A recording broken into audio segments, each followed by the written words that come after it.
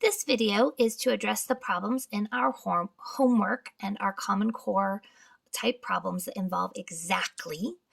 This is part 1 because we are going to focus on ones, tens, and hundreds. Part 2 video will focus on tenths and hundredths. All right, so when we are asked to do exactly problems, we are highlighting exactly how many tens or exactly how many hundreds we need to create this, including a fractional part. Okay, so how we want to solve these problems is whichever place value they are asking for is where we're going to highlight. So for this first one that says exactly blank hundreds, we are going to highlight how many hundreds we have. So we have 4. This left over to the right of it is the fractional part of 100 that we have left. So our answer would be 4 and 86 hundredths of hundreds. So we're going to write 4.86. Okay, we're going to try that again now with the tens. So if we were asked exactly how many tens, we're going to highlight the tens place value.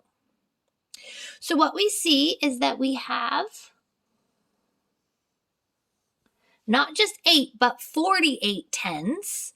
And then this leftover is the fractional portion or decimal portion to the side. So here I'm going to have 48.6 tens. All right, for the last one that asks us to find out exactly how many ones, we're going to highlight the one spot and take everything in front of it. Here, there is no fractional part left over, so it's exactly 486 whole ones, no fractional part. If you wanted to add a decimal behind, you could. Now, obviously, you could teach this section to your future students by moving a decimal, and that might work really well if they are also working with the metric system. But otherwise, we're going to use the spotlight idea. So I'm going to do one more example. As you can see in the second example, I've got a bigger digit now, 2,357. So again, I've added a thousands spot. So you want to highlight the place value you're interested in.